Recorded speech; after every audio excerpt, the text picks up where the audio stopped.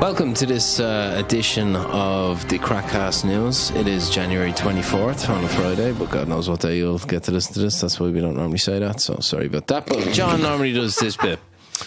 John's not here this week. He's gone to Disney World or some shit. And here's me and Mike and Josh. Say hello, lads. Hello. Hello. So, the news. We're painfully conscious that probably the same people listen to this every week. So, if we're bored talking about the same topics all the time, probably you are as well. We're not saying judges and rows about it. There's nothing quite so boring as the topic. I'm just acknowledging that if you Googled Polish news, you wouldn't be coming straight up with the topics we're going to discuss tonight, but we're bored talking about some of the broad stroke issues that we've been discussing in national politics for the last few weeks. So we are going to start this week with somewhat of another KrakCast obsession of mine. Wild boars, African swine fever. The Germans are worried, and there has been a big summit meeting between the German and Polish agricultural ministries. Mike, tell us more. Yes, because there have been reports now of African swine flu being discovered in counties, municipalities that border with Germany. And, Germany, as Poland does, a huge pork industry. They export to all over the world. And, if there's cases of ASF in your region, a lot of countries will not take your pork. You have environmental and green groups talking about not wanting to shoot boars or curtail spread whatsoever. And then, the Germans have been killing hundreds of thousands, 2 or 3 times more than the Poles have in the last couple of years. But, now they might have to, step up their game. Yes, Julia Klockner and Jan Krzysztof-Ardanowski met in Berlin to talk about new measures, which basically seem to me to be a giant fence. Now, I've seen wild boars in action. I'm a big fan of Bear Grylls, even though he seems like a bit of a knob. He's very...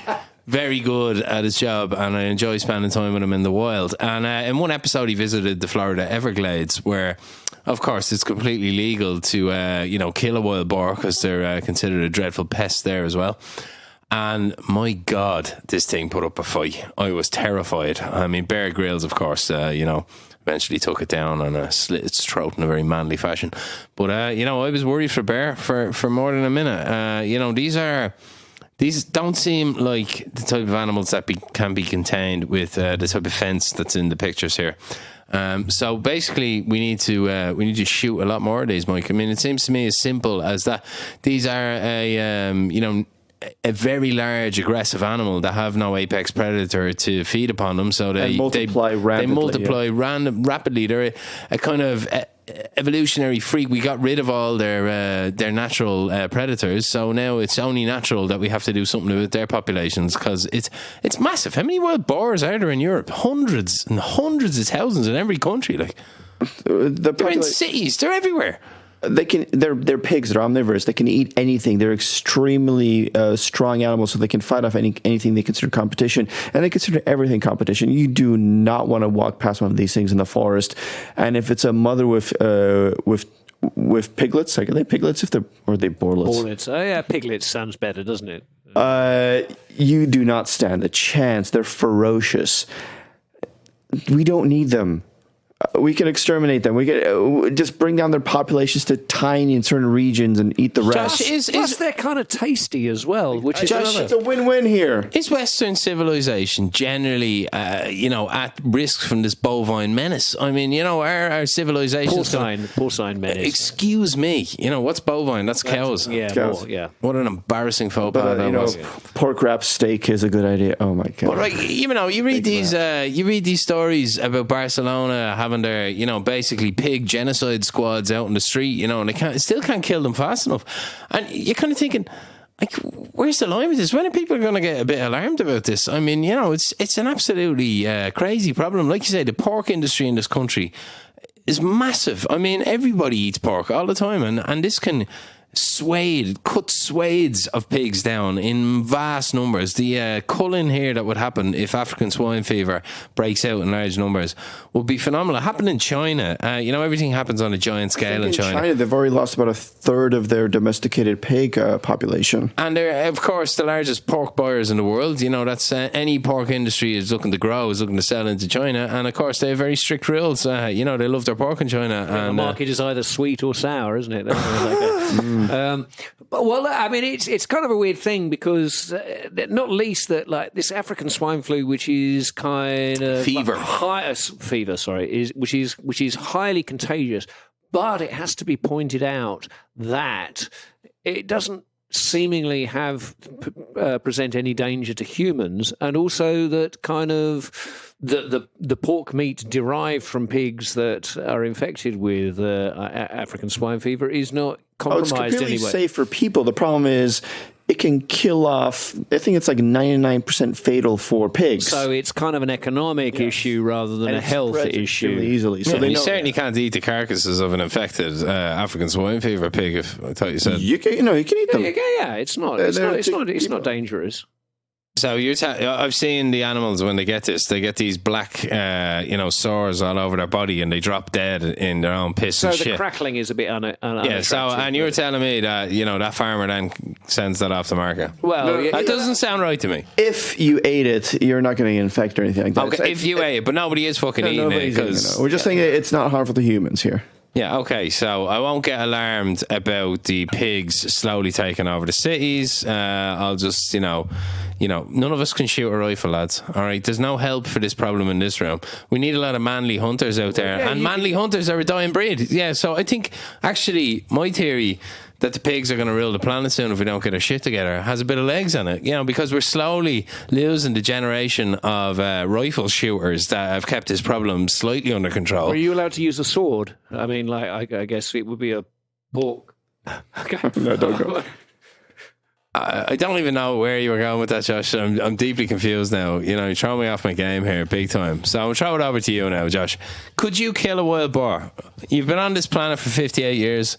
Do you have the wherewithal, the knowledge, the skill, the strength, and the bottle to actually go out in the wild and kill a boar? Because I can tell you something, I don't. I can tell you with absolute honesty that I very much doubt that would be possible. However, if I was kind of armed with a shotgun, with a shotgun, or something like that. I think I'd back a wild boar even if you had an Uzi in each hand, my friend. No friends, but I'll have you know that I'm pretty good with firearms. What if I had a sniper rifle? No, but like sniper rifles are the only solution to this problem, basically. As long as you've got a mile between you and the boar, yeah. Right, is it or is it not a fact on the edges of this very city you can observe wild boars rummaging around public parks? Well, they Mike? get into the city here, like Las Vegas getting closer. They're here. I'm not happy about that, No. I mean, there's been stories. I mean, I think we've mentioned it before about kind of, like young mothers, pushing their prams through parks in the, in the south of the city, like Borak-Fawensky or whatever, and then kind of being menaced by the aforementioned wild boars.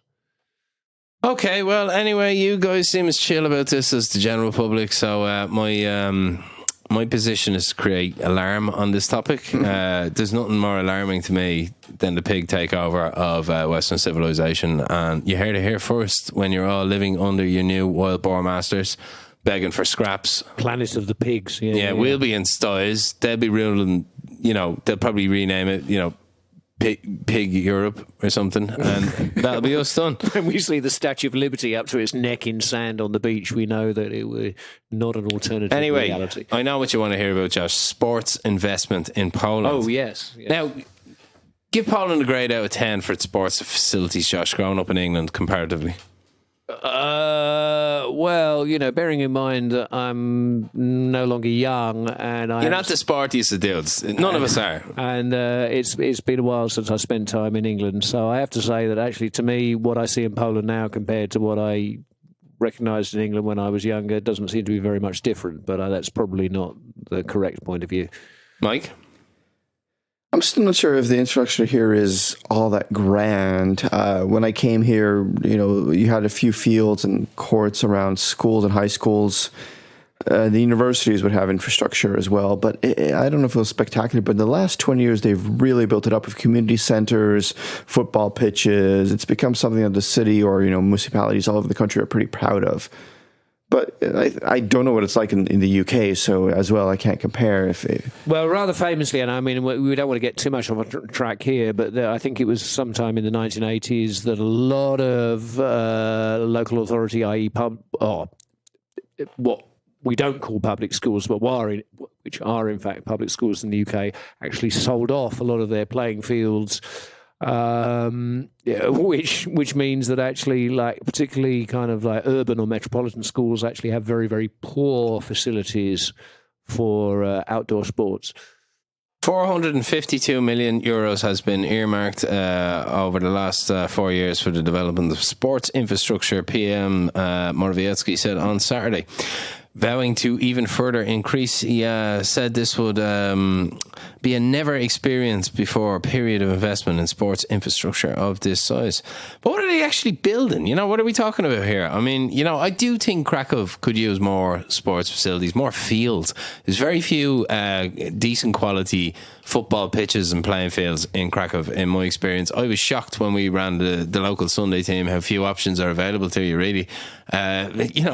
I mean, maybe it's just the product in Ireland and England. Grass just grows nice and easily because we got the right climate for it, and maybe a good field is easier to manage and maintain. But I think generally this is a good thing. I mean, if you're going to invest your money in something, sports improve the quality of life to make a city feel a bit more vibrant. What do you think, Mike? Bit of good old big government spending here.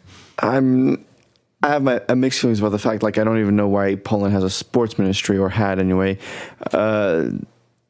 I think this is more a local issue where, people who have a lot of influence, voters have a lot of influence then to decide what's happening in, public spaces. When it's a more centralized program, like we're talking about here, where hundreds of millions of zlotys are being spent, I don't know if there's not better places for the government to spend its money than that. Boars. Mr. Morawiecki, once a potential professional table tennis player. Oh, we didn't catch that when we did our profile of him. He's great at the old table tennis, apparently. He was having a knock around with Poland's second best junior player, Karolina Huda. Where was Poland's best table tennis player? What a snub. Maybe she's she's a real lefty, and she wasn't going to play table tennis with Mateusz. What do you think? Seems like a big issue to me. My question is, what's the difference between table tennis and ping pong? There's a big difference, right? Basically, table tennis is an arms race of the back covering, okay? So, basically, the serve is everything in table tennis. The amount of spin that you're able to generate in the ball is basically been nuclearized over the decades, and it's constantly evolving and changing to the point where the rallies have become incredibly short in table tennis, the Olympic version. And ping pong is a game where you're only allowed to have a simple formation of foam underneath the rubber. And it makes the game 50 times more compelling.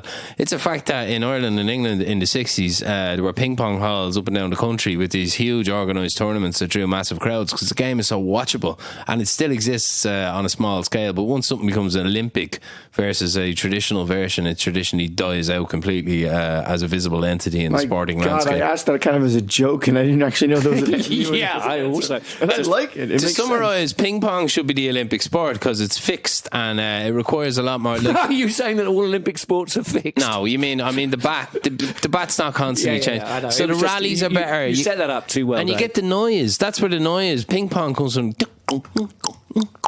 And you don't get that with modern table tennis at all. Fuck modern table tennis. Is there like Brazilian ping pong, which has a kind of a samba rhythm to it? Yeah. I'm just thinking of fat ass girls right now playing table tennis, and just interesting image in my mind. In more Polish news. Yeah. So this dude in Agihag got himself a giant inflatable. Bloody jacuzzi, set it up as an apartment and dorm room. A classic junior millennium idiot or whatever you call the new Jenners, whatever they're called these days, young people. Stuck it straight up on Insta. Got stung, of course, by his skill.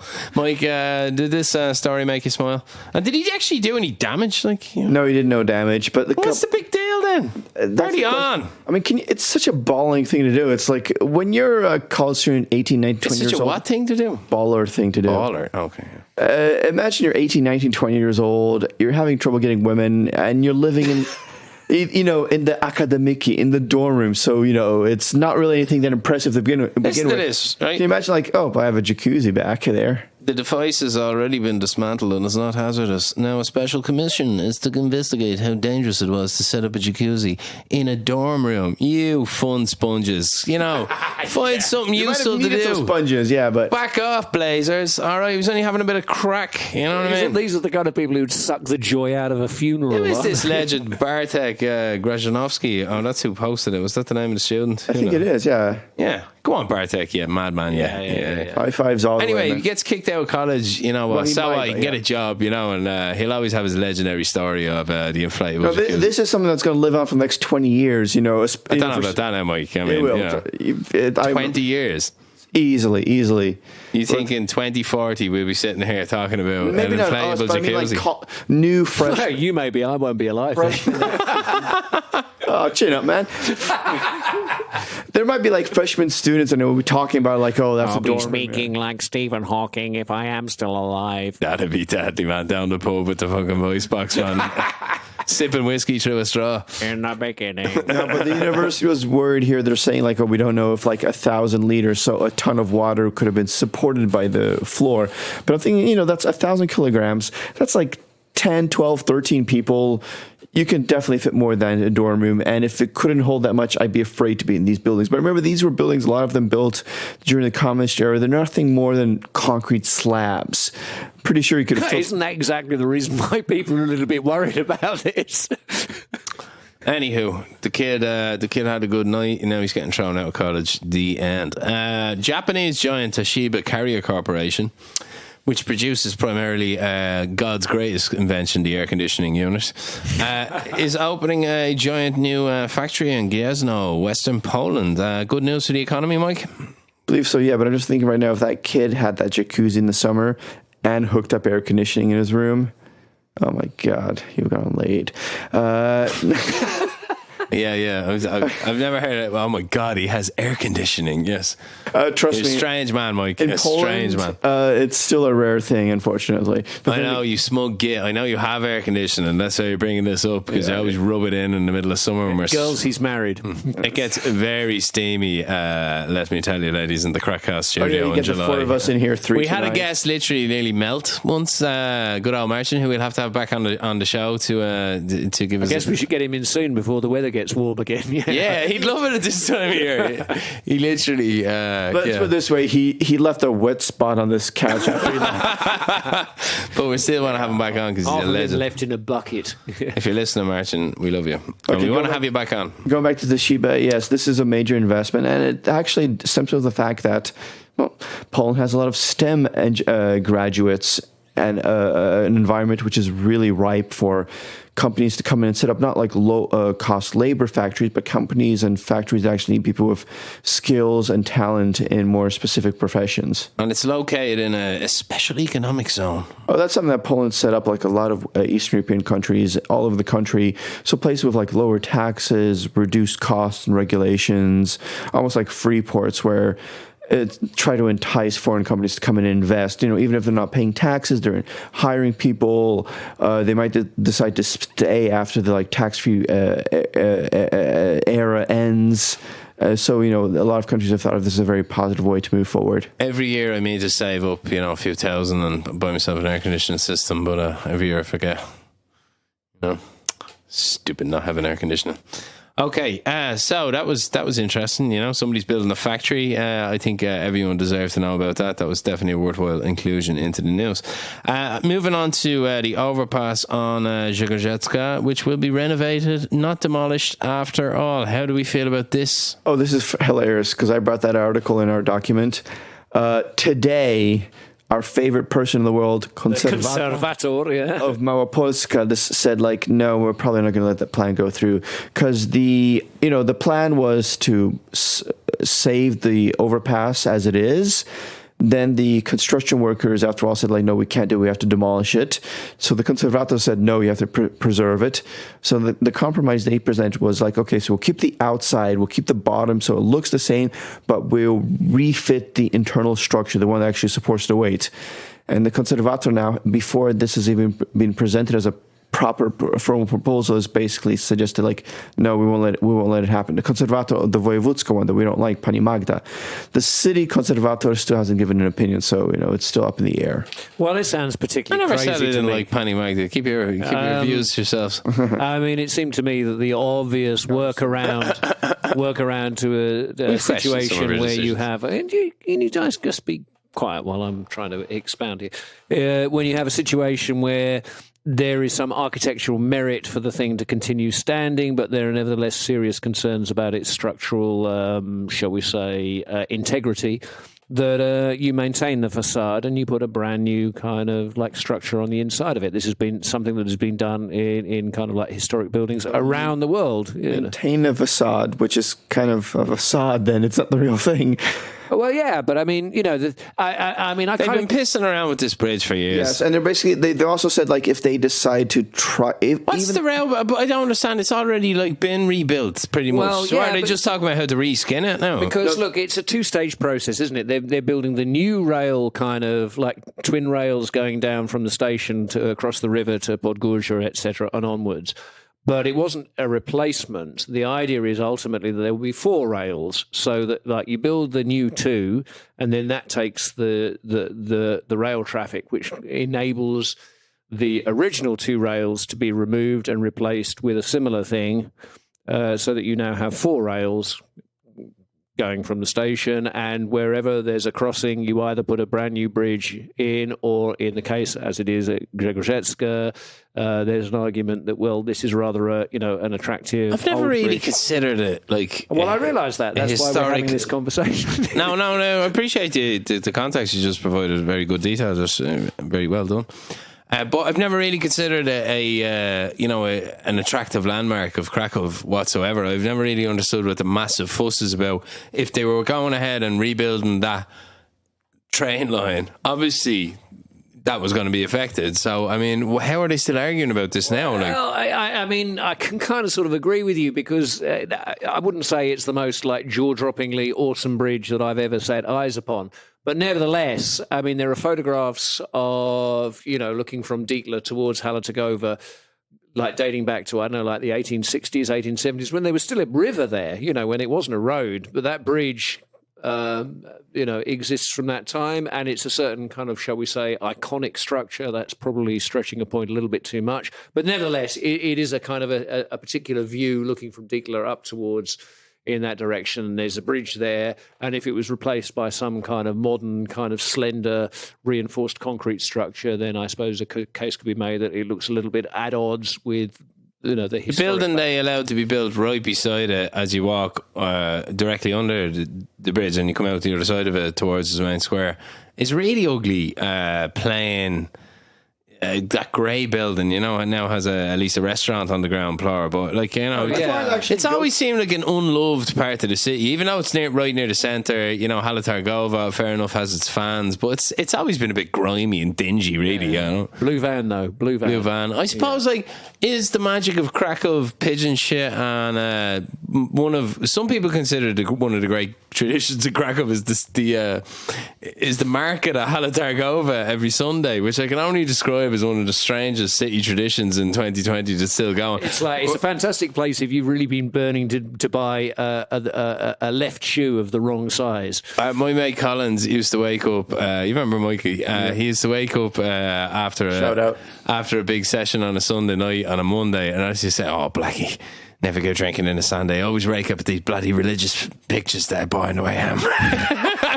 I had all these things. He always ended up getting a sausage and buying a religious picture off, a character down there. Homeless people tend to sell like one shoe and like a tape from 1989, or 6 CDs of ABBA or something, like, you know, no, that'd actually be quite fine down there.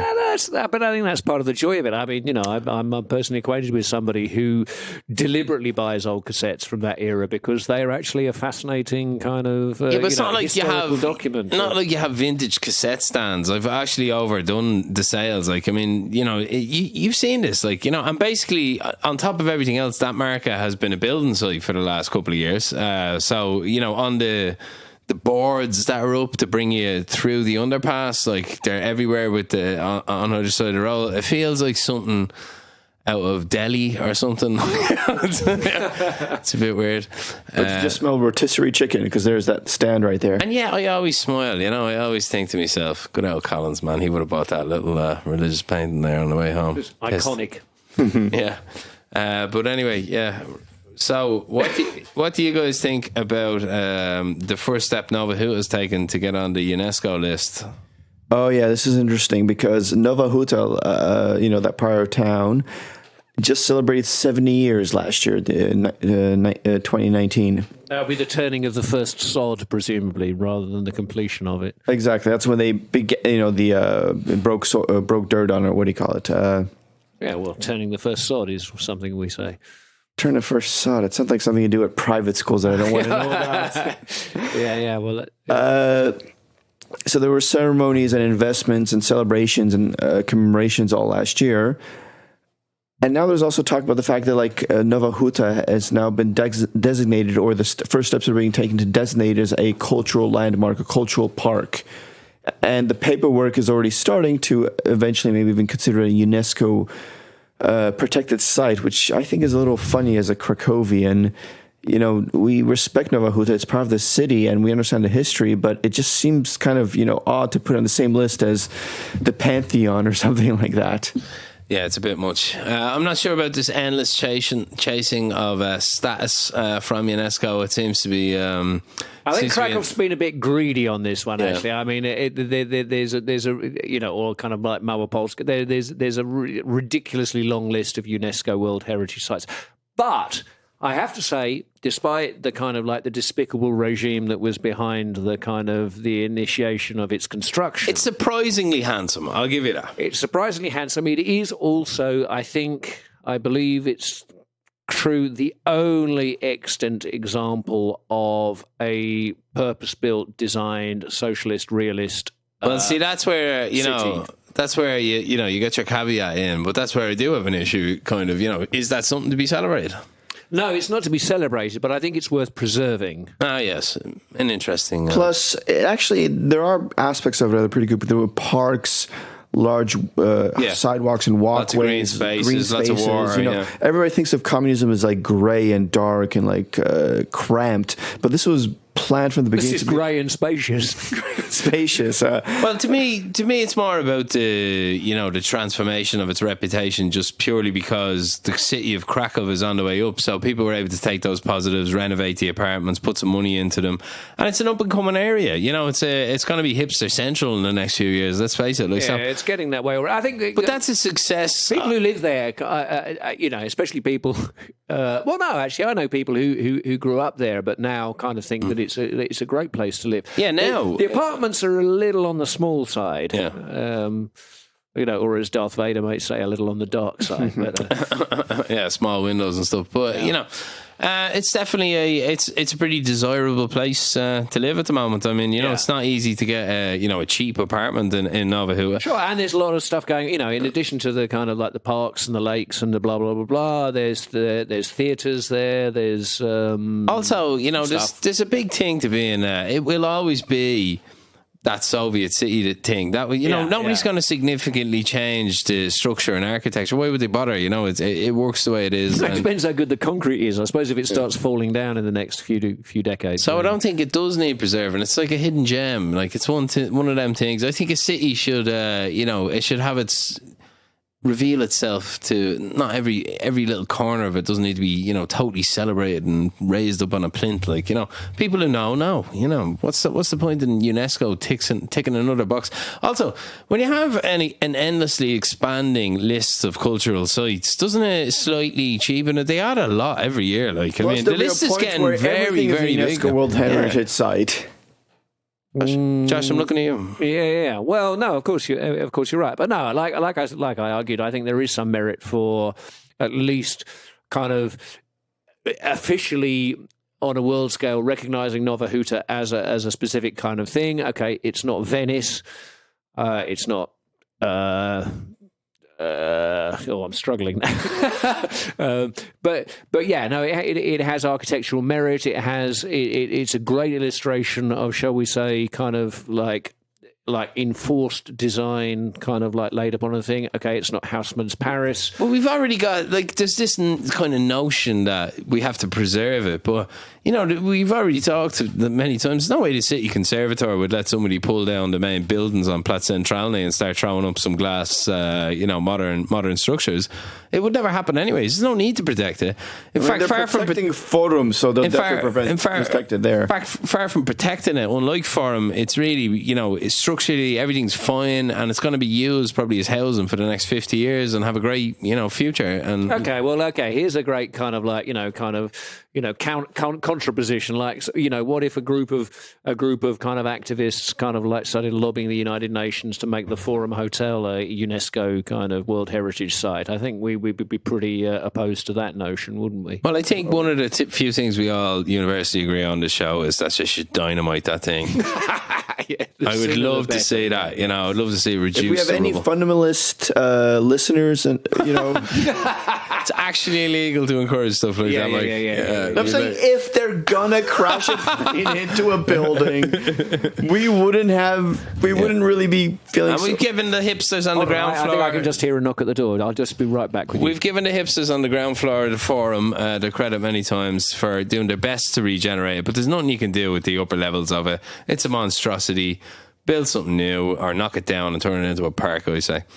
We're running out of news, gentlemen. So I think we better say goodbye. Oh, don't forget about the donate if you beg want. for money. Yeah, donate if you want. Goodbye.